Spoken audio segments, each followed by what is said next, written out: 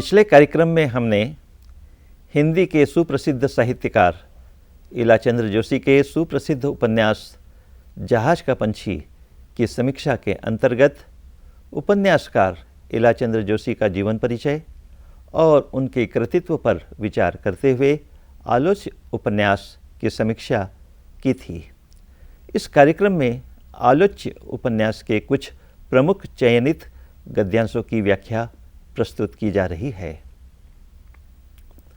हिंदी साहित्य में किसी भी गद्यांश की व्याख्या करने के लिए सामान्यतः निम्नांकित बिंदुओं का ध्यान रखना आवश्यक होता है। व्याख्या करने के लिए सबसे पहले व्याख्या के लिए प्रस्तुत गद्यांश का संदर्भ प्रस्तुत करना होता है। संदर्भ में रचना और रचनाकार का नाम बताना होता है। संदर्भ के पश्चात प्रसंग में आलोच्य गद्यांश के पूर्व की कथा अथवा प्रसंग को बताना चाहिए। प्रसंग के पश्चात व्याख्या करनी चाहिए। व्याख्या का तात्पर्य अनुवाद नहीं है। व्याख्या में हमें शब्दों के फेर में न पड़ते हुए मूल भावों को समझकर उन्हें समझाने की चेष्टा करनी चाहिए। व्याख्या के पश्चात कुछ शिक्षाविद केंद्रीय भाव बताने की बात भी कहते हैं। व्याख्या के पश्चात गद्य सौंदर्य के अंतर्गत भाषा, शैली, शब्द शक्ति, शब्द गुण, तुलनात्मकता तथा अन्य कोई महत्वपूर्ण बात हो तो वह बताना चाहिए। कभी कभी कुछ विद्यार्थी गद्यांश में अंतर्निहित मनोविज्ञान अथवा दार्शनिक भावों को भी बताते हैं, जो प्रसंगानुकूल एवं युक्तिसंगत रहता है।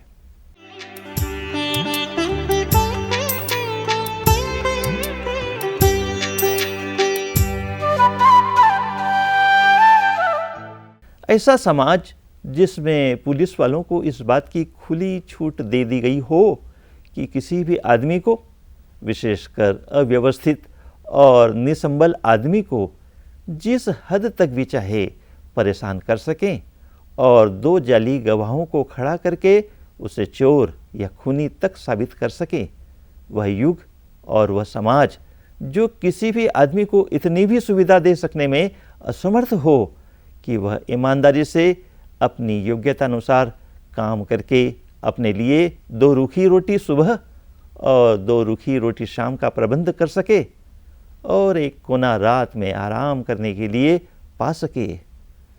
सुविधा देना तो दरकिनार, इस तरह की सुविधा खोजने के कारण ही जो व्यक्ति को बदमाश, लुटेरा, गुंडा और असामाजिक माने, ऐसे समाज और ऐसे युग में कोई भी भला आदमी परिस्थितियों के चक्कर में पड़ने के कारण हताश भाव से किसी भी पेशे को अपना सकता है।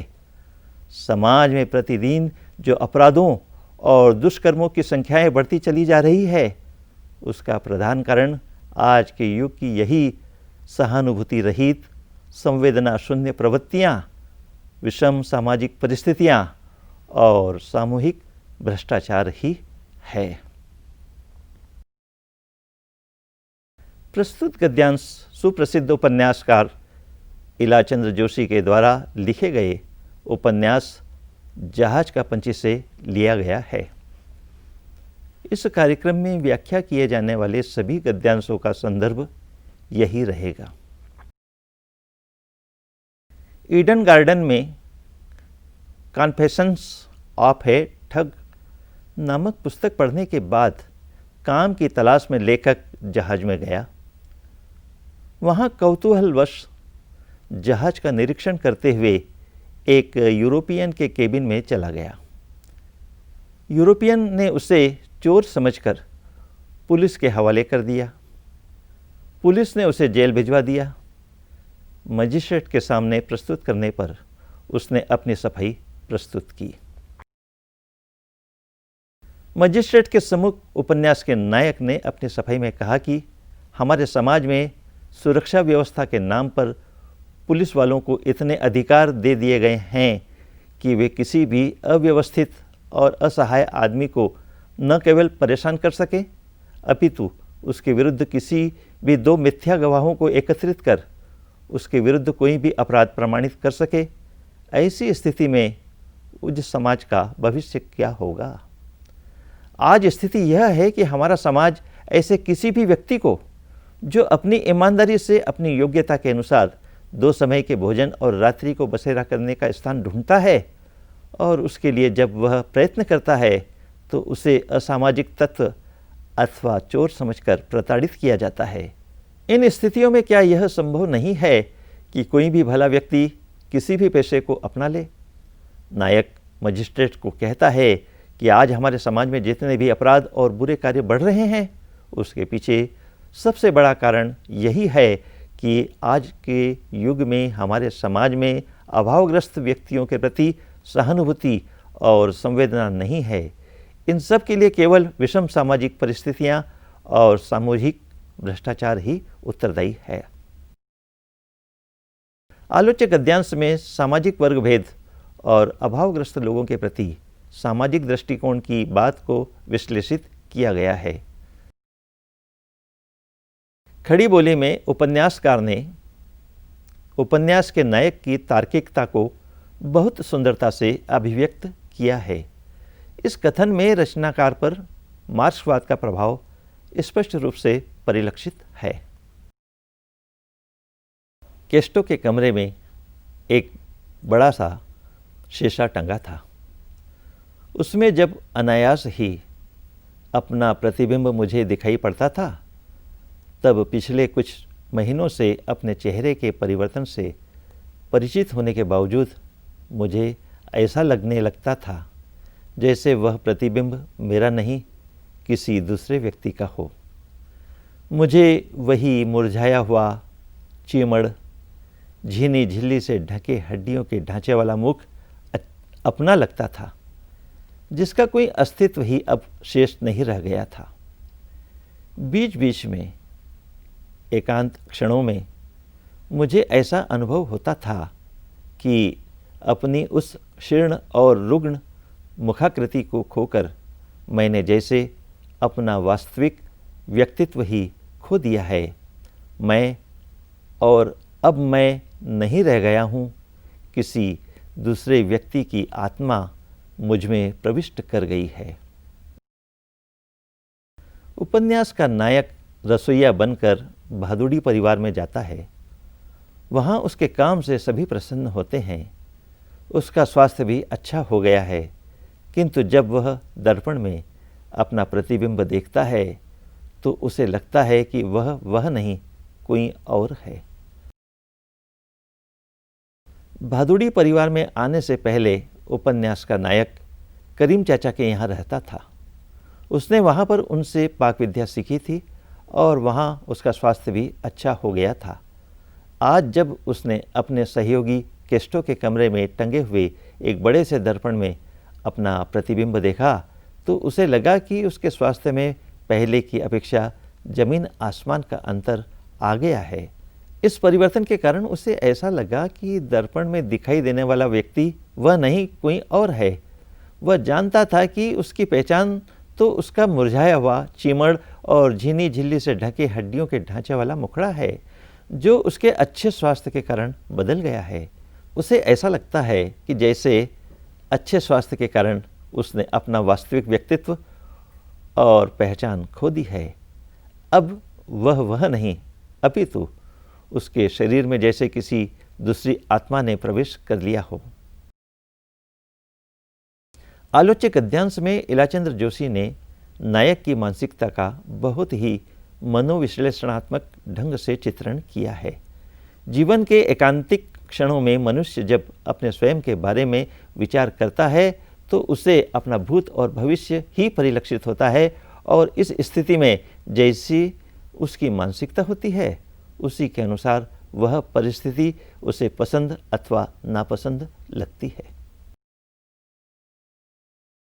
आज संसार व्यापी राजनीतिक, आर्थिक और सांस्कृतिक उथल पुथल के युग में प्रांतीयता और संकीर्ण राष्ट्रीयता की सारी सीमाएं टूटकर महामानवता की बाढ़ में बुड़कर एकाकार हो रही है। आज न कोई बंगाली बंगाली रह गया है, न कोई भारतीय।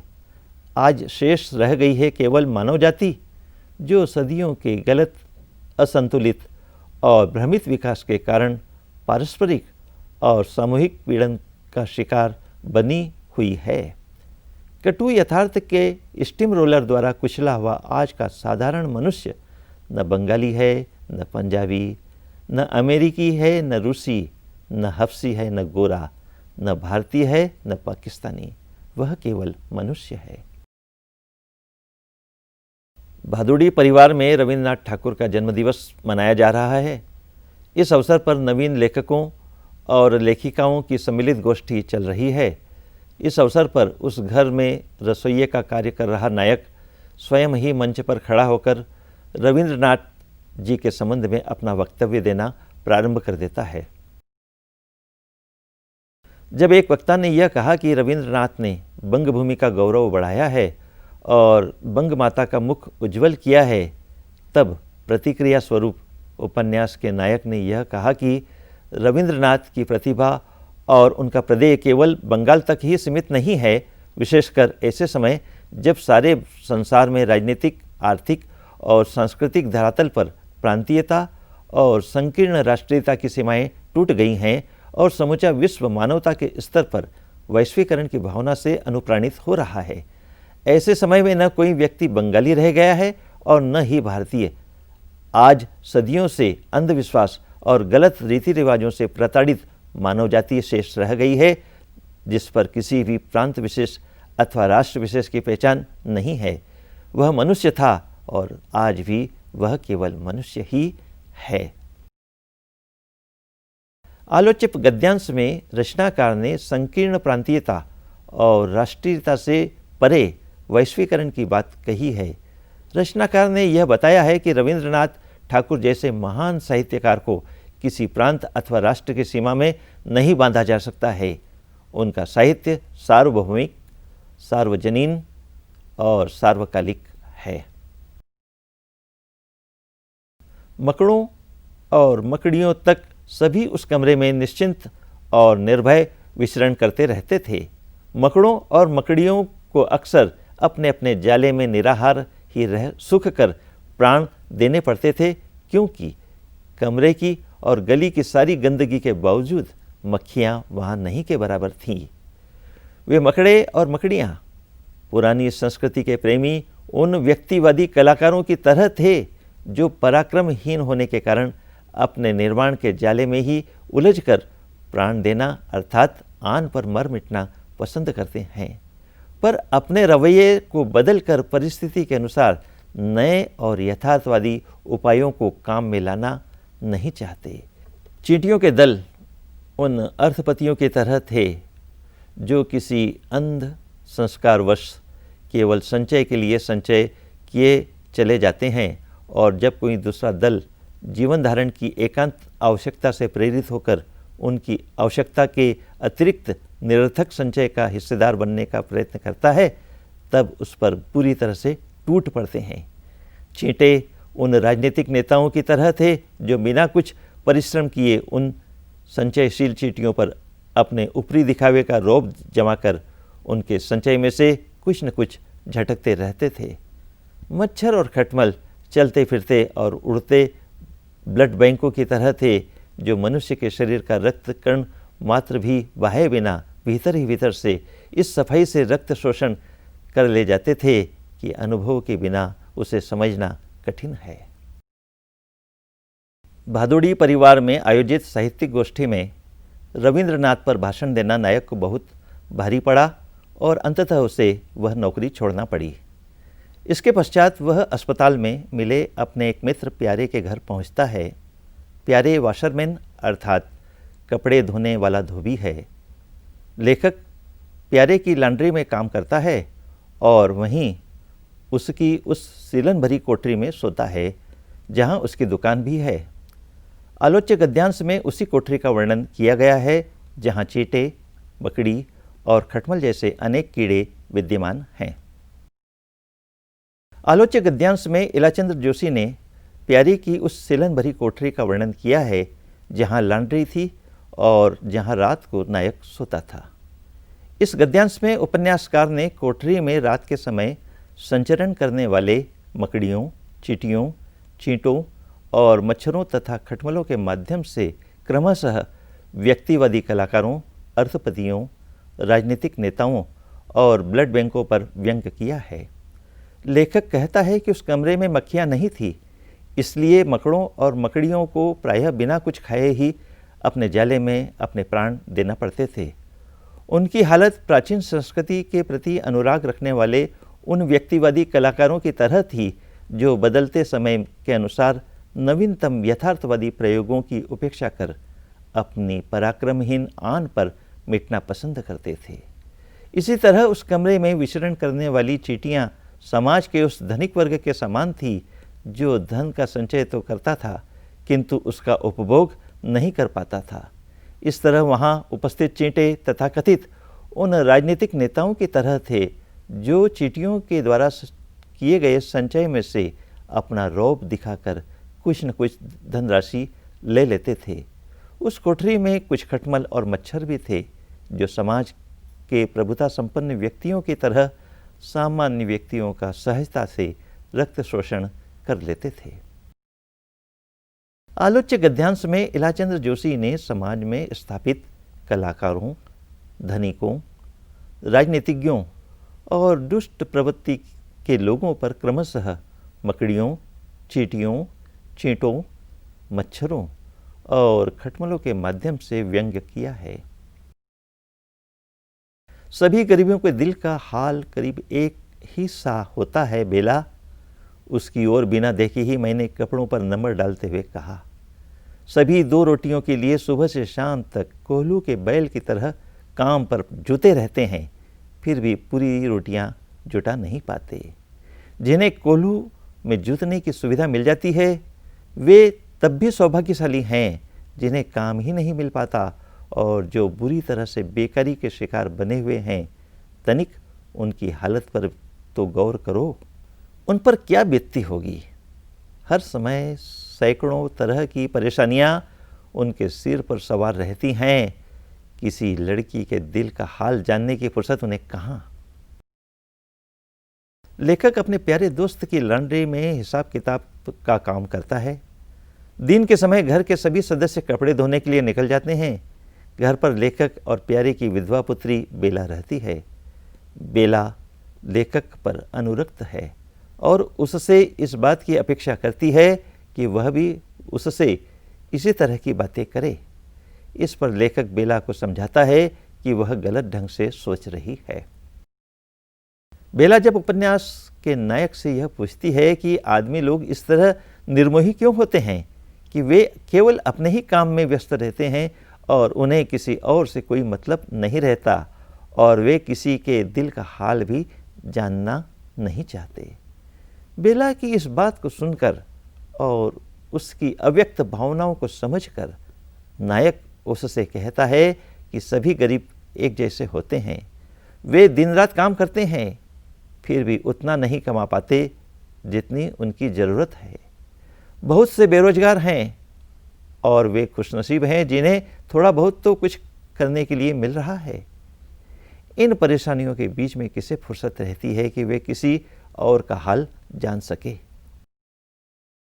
आलोच्य गद्यांश में इलाचंद्र जोशी ने उपन्यास के नायक के माध्यम से यह संदेश दिया है कि अपने अस्तित्व की रक्षा के लिए रोटी व्यक्ति की पहली प्राथमिकता है और इस क्रिया के बीच में वह इतना अधिक व्यस्त रहता है कि उसे प्रेम करने के लिए, किसी के दिल का हाल जानने के लिए अवकाश भी नहीं मिल पाता है।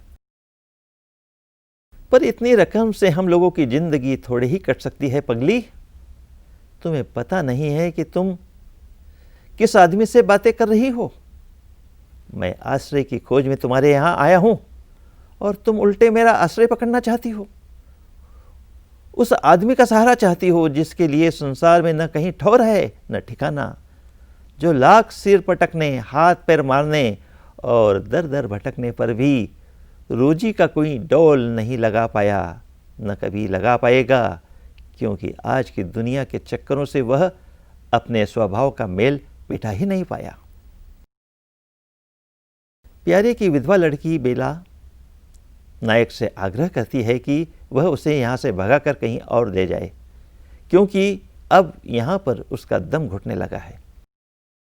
बेला की बात को सुनकर उपन्यास का नायक उससे कहता है कि मैं स्वयं ही निराश्रित हूँ और आश्रय के तलाश में तुम्हारे यहाँ आया हूँ। अब तुम कहती हो कि मैं तुम्हें यहाँ से कहीं और ले जाकर आश्रय दूँ। यह कैसी विडंबना है। मैं स्वयं ही निराश्रित हूँ, भला इस अवस्था में तुम्हें कहाँ और कैसे आश्रय दे सकता हूँ। आलोच्य गद्यांश में उपन्यास के नायक की असमर्थता और उसके मानसिकता का बहुत सुंदर चित्रण हुआ है। अगर ऐसा होता तो संभवतः कला संबंधी मेरे विचार आपके विचार से मेल खा जाते, पर मैंने कला को जीवन की कठोर यथार्थता के बीच से विकट संघर्षों के भीतर से पाया है, और आपने पाया है जीवन संघर्ष के अभाव से, अवकाशजनित बौद्धिक विकास से। इसलिए हम दोनों की धारणाओं में मूलगत अंतर स्वाभाविक है। मिस साइमन के यहाँ से निकलकर जब लेखक विदुषी महिला लीला के घर किसी भी प्रकार की नौकरी के लिए पहुँचता है तो लीला उसे रसोइया की नौकरी दे देती है। वह अविवाहित है और लेखक के व्यक्तित्व से बहुत प्रभावित होती है। वह लेखक से कला के संबंध में चर्चा करती है। जब लेखक लीला से यह कहता है कि कला के संबंध में मेरी जो धारणाएं हैं उनसे आपकी धारणाओं के साथ कोई मेल नहीं बैठ सकता, यह सुनकर लीला पूछती है कि मेल क्यों नहीं हो सकता। उत्तर में लेखक कहता है कि यदि मेरी कला संबंधी धारणाएं आकाश में स्थित किसी रहस्यमय कोण से आती तो निश्चित ही आपके विचारों से मेल खा जाती, किंतु ऐसा नहीं होगा, क्योंकि मैंने इस कला को अपने जीवन के कठोर क्षणों में अनेक संकटों के बीच से प्राप्त किया है। इसके विपरीत आपकी जो कला है वह बिना किसी जीवन संघर्ष के केवल बौद्धिक विकास से ही आपको प्राप्त हुई है। आलोच्य गद्यांश में उपन्यासकार ने कठिन संघर्ष के क्षणों में प्राप्त अनुभूतिपरक कला और सुख सुविधाओं के बीच प्रयत्नपूर्वक प्राप्त की गई कला के अंतर को स्पष्ट किया है। अलौकिक आनंद की अनुभूति शून्य से नहीं आती, लोक जीवन ही उसका आधार है। आत्मिक सत्य भौतिक सत्य से निश्चय ही बड़ा है, पर बिना भौतिक सत्य की पूर्ण उपलब्धि के उसकी उपलब्धि हो ही नहीं सकती। भौतिक सत्य ही उसका मूल आधार है।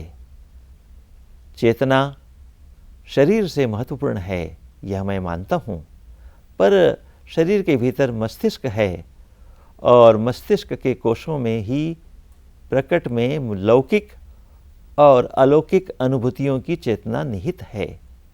शरीर की समाप्ति के साथ ही चेतना भी समाप्त हो जाती है। हो सकता है कि वह किसी सूक्ष्म रूप में फिर भी विद्यमान रहती हो, पर उसकी अनुभूति का आधार तो नष्ट हो जाता है। व्याख्या अंश 7 के अनुसार लेखक कला संबंधी अपने तर्क को किसी गंभीर शास्त्रीय स्तर पर ले जाना नहीं चाहता था, किंतु बात बहुत आगे बढ़ चुकी थी। इसलिए उसे कहना पड़ा कि कला के माध्यम से अलौकिक आनंद की अनुभूति तभी होती है जब उसका आधार लोक जीवन हो। कला के संबंध में उपन्यास के नायक के माध्यम से इलाचंद्र जोशी कहते हैं कि जिसका हृदय अनुभूति शून्य होता है वह कला के अलौकिक आनंद का स्पर्श नहीं कर सकता। कला का आधार लोक जीवन है। जीवन में 2 प्रकार के सत्य होते हैं, एक आत्मा से जुड़ा हुआ आत्मिक सत्य और दूसरा जीवन और जगत से जुड़ा हुआ भौतिक सत्य। भौतिक सत्य की तुलना में आत्मिक सत्य निश्चित ही बड़ा होता है, किंतु यह भी सच है कि आत्मिक सत्य की उपलब्धि के लिए भौतिक सत्य की पूर्ण उपलब्धि भी होना चाहिए। निसंदेह शरीर की तुलना में चेतना महत्वपूर्ण है, किंतु जब शरीर ही नहीं होगा तो चेतना कहाँ और कैसे होगी। मस्तिष्क तो शरीर के भीतर होता है और लौकिक और अलौकिक अनुभूतियों की चेतना मस्तिष्क में होती है। यदि शरीर ही नहीं होगा तो चेतना भी नहीं होगी, और फिर उनके बिना अनुभूति कहाँ और कैसे हो सकती है। इसलिए शरीर का होना वांछनीय है। इलाचंद्र जोशी ने कला की अनुभूतियों के संबंध में मनोविश्लेषणात्मक ढंग से विवेचन प्रस्तुत किया है। कला के माध्यम से प्राप्त होने वाले अलौकिक आनंद की अनुभूति के लिए आत्मिक और भौतिक स्थितियों की उपस्थिति वांछनीय है।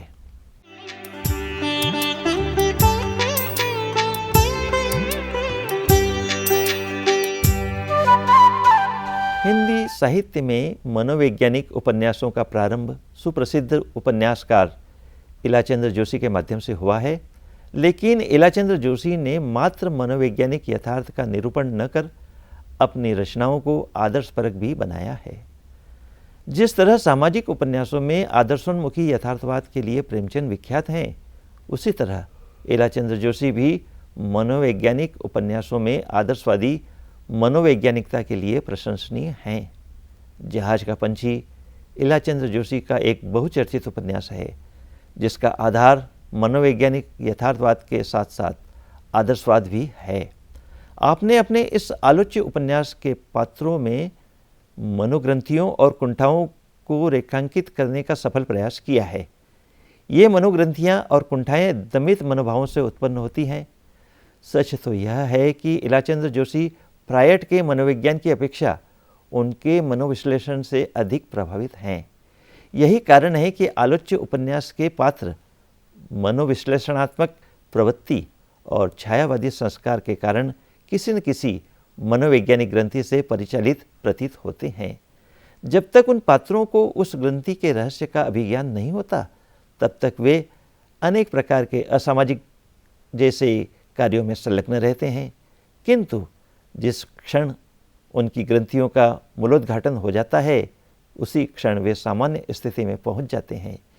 यह उपन्यास किसी तरह की प्रेम कथा नहीं है, अपितु इस उपन्यास का प्रमुख उद्देश्य महानगरों में सामान्य मनुष्यों की व्यथा कथा को रेखांकित करना है। इस उपन्यास में भावनाओं का तारल्य, भाषा का प्रवाह और शैली की प्रौढ़ता देखते ही बनती है। कथा वस्तु की संरचना, पात्रों के चरित्र चित्रण, कथोपकथन, देश, काल और परिस्थिति, भाषा शैली और उद्देश्य की दृष्टि से आलोच्य उपन्यास जहाज का पंछी एक सफल उपन्यास है।